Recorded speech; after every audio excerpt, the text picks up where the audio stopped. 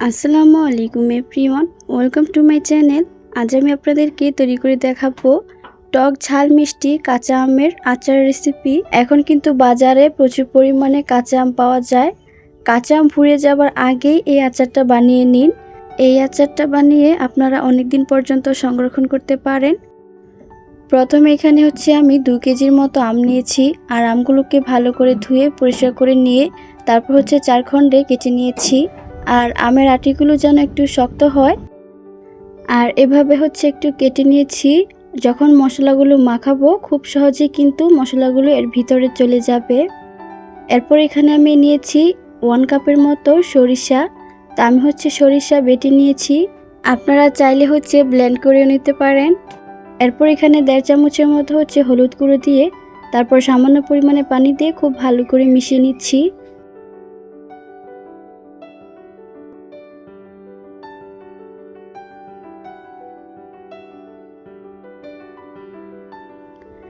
এরপর এই সরিষা বাটাগুলো এই আমের উপর মাখিয়ে নিব। খুব ভালো করে মিশিয়ে নিচ্ছি যেন আমের প্রত্যেকটা গায়ে এই মশলাগুলো খুব ভালো করে মিশে যায়।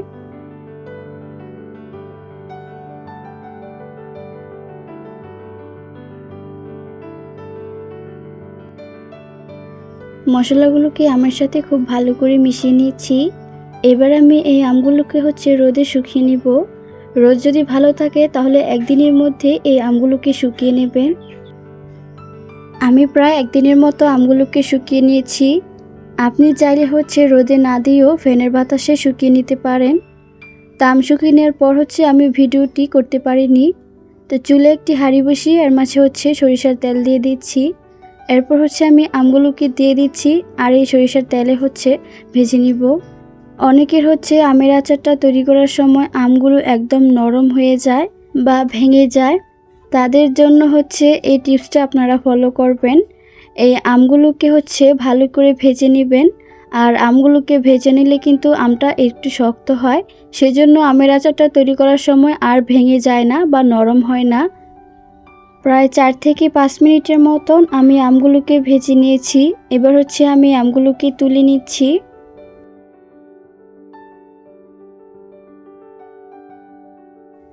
এবার আমি আমের আচারটা তৈরি করব। এখানে আমি আরও কিছু পরিমাণ সরিষার তেল অ্যাড করেছি, আর এখানে দিয়ে দিচ্ছি কয়েকটা শুকনো মরিচ। এরপর এখানে দিয়ে দিচ্ছি আস্ত 5 ফোড়ন 1 টেবিল চামচের মতো, দিয়ে দিচ্ছি কয়েকটা তেজপাতা, আর এখানে অ্যাড করছি রসুন বাটা। এবার আমি এই মশলাগুলোকে খুব ভালো করে মিশিয়ে নিচ্ছি। এরপর এখানে আমি স্বাদ মতো কিছুটা লবণ দিয়ে দিচ্ছি, আর এখানে দিয়ে দিচ্ছি আমি 1 কাপের মতো চিনি। এবার আমি আমগুলোকে এর মাঝে দিয়ে দিচ্ছি, তারপর খুব ভালো করে নেড়েচেড়ে মিশিয়ে নিচ্ছি। তো এই আচারটা তৈরি করার সময় আমি কোনো এক্সট্রা পানি অ্যাড করব না। তো চিনিটা দেওয়ার পর আমার মনে হয়েছে যে আরও একটু চিনি দেওয়ার দরকার, তাই আমি আরও হাফ কাপ চিনি অ্যাড করেছি। চিনিটা দেওয়ার পর খুব ভালো করে নেড়েচেড়ে মিশিয়ে নিচ্ছি, আর চুলার আঁচটাকে এ পর্যায়ে মিডিয়ামে রেখে দিতে হবে।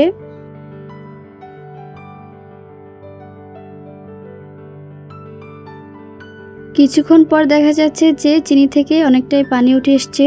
তো এই পর্যায়ে আমি এখানে 3 টেবিল চামচের মতো ভিনেগার দিয়ে দিচ্ছি, আর দিয়ে দিচ্ছি এখানে 1 টেবিল চামচের মতো 5 ফোড়ন গুঁড়া। আস্ত 5 ফোড়নটাকে আমি টেলে তারপর গুঁড়ো করে নিয়েছি। আর ভিনেগারটা অবশ্যই দিয়ে দিবেন, আর ভিনেগারটা দেওয়ার কারণে কিন্তু আচারগুলো আপনারা অনেক দিন পর্যন্ত সংরক্ষণ করতে পারেন। এরপর এখানে আমি বিট লবণ অ্যাড করেছি। ফ্রিজে না রেখেও বাইরে এই আচারটা অনেক দিন পর্যন্ত রেখে দিতে পারেন। মাঝে মধ্যে একটু রোদে দিয়ে আচারগুলোকে দিয়ে দেবেন, এতে করে অনেক দিন পর্যন্ত আচারগুলো ভালো থাকে। তো এভাবে কিছুক্ষণ জাল করে নেওয়ার পর একটা সময় দেখা যাচ্ছে যে আচারগুলোর কালার এরকম চলে আসছে। তো এই পর্যায়ে আচারগুলো কিন্তু একদমই তৈরি হয়ে গিয়েছে। আমি এই আচারগুলোকে চুলা থেকে নামিয়ে নিচ্ছি। এরপর আচারগুলো যখন ঠান্ডা হয়ে যায় একটি কাচের বয়ামে রেখে আমি আচারগুলোকে অনেকদিন পর্যন্ত সংরক্ষণ করতে পারবো। রেসিপিটির প্রথম থেকে শেষ পর্যন্ত ফলো করলে কিন্তু আপনারা এভাবে আমের আচারগুলো বানিয়ে নিলে অনেকদিন পর্যন্ত সংরক্ষণ করতে পারেন। আমার কাছে সবচেয়ে এই আমের আচারটার টেস্টটা খুব ভালো ছিল। আপনারা চাইলে এভাবে এই আমের আচারগুলো বানিয়ে নিতে পারেন। মাশাআল্লাহ, খেতে কিন্তু খুবই ভালো হয়েছে। আশা করছি রেসিপিটি ট্রাই করে দেখবেন। আজ এ পর্যন্তই। সবাই ভালো থাকবেন, সুস্থ থাকবেন। আল্লাহ হাফেজ।